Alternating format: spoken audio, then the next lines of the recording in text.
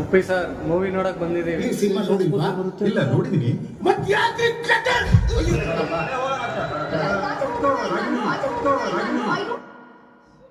Sir ಇದನ್ನ ನಾನು ಒಂದು ಮೂವಿ ರಿವ್ಯೂ ಆಗಿ ಮಾಡ್ತಾ ಇಲ್ಲ, ಸೀರಿಯಸ್ ಆಗಿ ಹೇಳ್ತಾ ಇದ್ದೀನಿ. ನಿಮ್ಮೊಬ್ಬರಿಗೆ ಇದನ್ನ ನಾನು ವಿಡಿಯೋ ಮಾಡಾಕ್ತಾ ಇದ್ದೀನಿ. ಜನಗಳು ನೋಡ್ತಾರೋ ಬಿಡ್ತಾರೋ ನಾನು ಸೆಕೆಂಡ್ರಿ ಸರ್ ಅದು.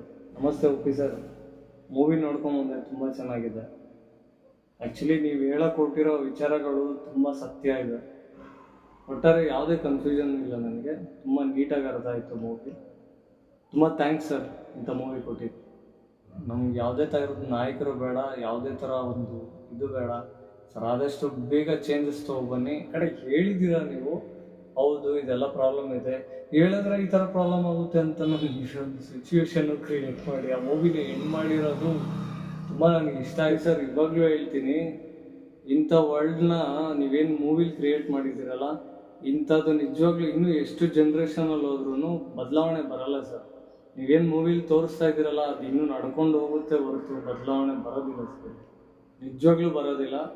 ಅಟ್ಲೀಸ್ಟ್ ಈ ಮೂವಿ ನೋಡಿದ್ರೆ 1% ಮನಸ್ಸಲ್ಲಾದರೂ ಏನಾದರೂ ಕಡಿಮೆ ಮಾಡ್ತಾ ಮಾಡ್ತಾ ಮಾಡ್ತಾ ಇನ್ನೊಂದು ಎಷ್ಟೋ ಜನ್ರೇಷನ್ಗೆ ಕಡಿಮೆ ಆಗ್ಬೋದು ಅನಿಸುತ್ತೆ. ಈ ಥರನೇ ಮೂವಿ ಬಂದು ನಿಮ್ಮ ಥರನೇ ಎಲ್ಲರೂ ಡೈರೆಕ್ಟರ್ಸು ಎಲ್ಲರೂ ಕರೆಕ್ಷನ್ ಮಾಡಿ ಈ ಥರ ಹೇಳಿ, ಇಂಡೈರೆಕ್ಟಾಗಿ ಹೇಳಿ, ಡೈರೆಕ್ಟಾಗಂತೂ ಹೇಳಿದ್ರೆ ಈ ಮೂವಿಲಿ ಏನು ನಡೆದಿದೆ ಸಿಚುವೇಶನ್ ನಾನು ಕಣ್ಣಾರೆ ನೋಡಿದ್ದೀನಿ. ಆ ಮನುಷ್ಯ ಏನಾಗ್ತಾನೆ ಸತ್ಯ ಅನ್ನೋನು ಅಂತ ನೋಡಿದ್ದೀನಿ. ಇದೇ ಥರ ಯಾರನ್ನು ಡೈರೆಕ್ಟಾಗಂತೂ ಹೇಳೋಕ್ಕಾಗಲ್ಲ, ಮೂವಿ ಮುಖಾಂತರನೇ ಹೇಳಬೇಕು. ಇನ್ನೊಂದೇನಂತ ಹೇಳಿದ್ರೆ, ಹೇಳಿದ್ರೂ ತಪ್ಪಾಗುತ್ತೆ, ಅದನ್ನು ಮೂವಿ ಮುಖಾಂತರನೇ ಹೇಳ್ತೀನಿ ಸರ್. ನೀವು ಮೂವಿ ನೋಡಲಿ ಎಲ್ಲರೂ. ನಾನಂತೂ ಡೈರೆಕ್ಟಾಗಿ ಹೇಳಲ್ಲ. ನಾಮ ಹಾಕಿದ್ದೀರ ಒಂದು ರೀಲ್ಸು ಅದು ಇದು ಎಲ್ಲ ಹಾಕಿ ತುರುಕ್ಬಿಟ್ಟು ನೀವು ಇದೇ ತಾನೇ ನಿಮ್ಗೆ ಬೇಕಾಗಿರೋದು ತಗೊಳ್ಳಿ.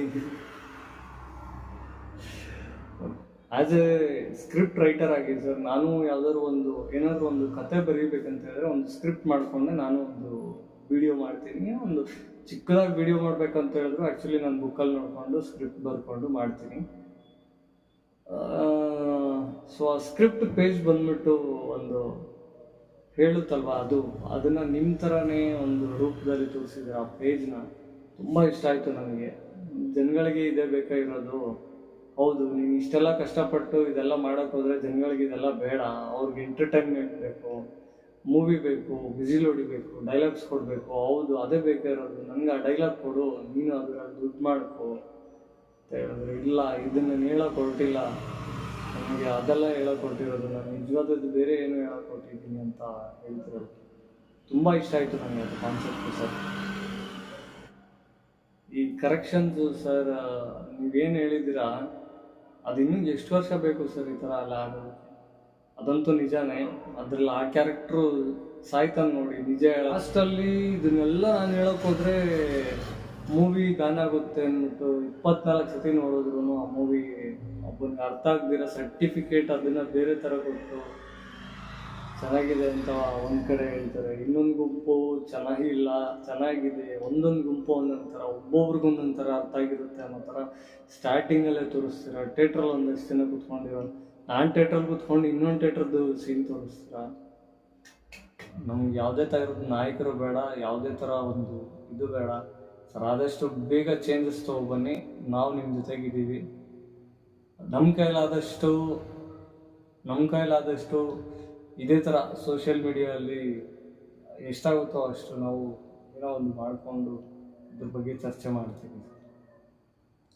ಒಟ್ಟಾರೆ ನಾನು ತುಂಬ ಮೂವಿ ಬಗ್ಗೆ ಬಿಟ್ಕೊಡೋಕೆ ಹೋಗಲ್ಲ. ಎಲ್ಲ ಹೇಳಿಬಿಟ್ರೆ ಮೂವಿ ಯಾರೂ ಹೋಗಿ ನೋಡೋಕೆ ಹೋಗಲ್ಲ. ನೋಡಲಿ, ಮೂವಿ ಹೋಗಿ ನೋಡಲಿ, ಎಲ್ಲರಿಗೂ ಅರ್ಥ ಆಗಲಿ. ನಮ್ಮ ದೇಶ, ನಮ್ಮ ಸಂಸ್ಕೃತಿ ಎಲ್ಲ ಚೇಂಜ್ ಆಗಲಿ, ನೇಚರ್ನ ಎಲ್ಲರೂ ಕಾಪಾಡಲಿ. ಒಟ್ಟಾರೆ ಹೇಳ್ತೀನಲ್ಲ, 100% ಎಂಟರ್ಟೈನ್ಮೆಂಟ್ ಗ್ಯಾರಂಟಿ, 100% ನಿಮಗೇನು ಅಂದ್ಕೊಂಡು ಹೋಗಿರ್ತೀರ ಪೈಸಾ ವಸೂಲಿ, ಎಲ್ಲ ಥರನೂ ಇದು ಸ್ಯಾಟಿಸ್ಫ್ಯಾಕ್ಷನ್ ಆಗೇ ಅಂಡ್ ಏನಂತ ಹೇಳಿದ್ರೆ, ಏನು ಎಕ್ಸ್ಪೆಕ್ಟೇಷನ್ ಇಟ್ಕೊಂಡು ಹೋಗಿರ್ತೀರ ಅದಕ್ಕಿಂತ 3 to 4 ಟೈಮ್ಸ್ ಸಿಗುತ್ತೆ ನಿಮಗೆ. ತುಂಬ ಚೆನ್ನಾಗಿದೆ, ಮಿಸ್ ಮಾಡ್ಕೊಬೇಡಿ ಅಷ್ಟೇ. ಥಿಯೇಟ್ರಲ್ಲಿ ನೋಡೋದನ್ನು ಮಿಸ್ ಮಾಡ್ಕೊಬೇಡಿ, ಯಾವುದೇ ಕಾರಣಕ್ಕೂ ಮಿಸ್ ಮಾಡ್ಕೊಬೇಡಿ. ಥಿಯೇಟ್ರಲ್ಲೇ ಹೋಗ್ಬೋದು.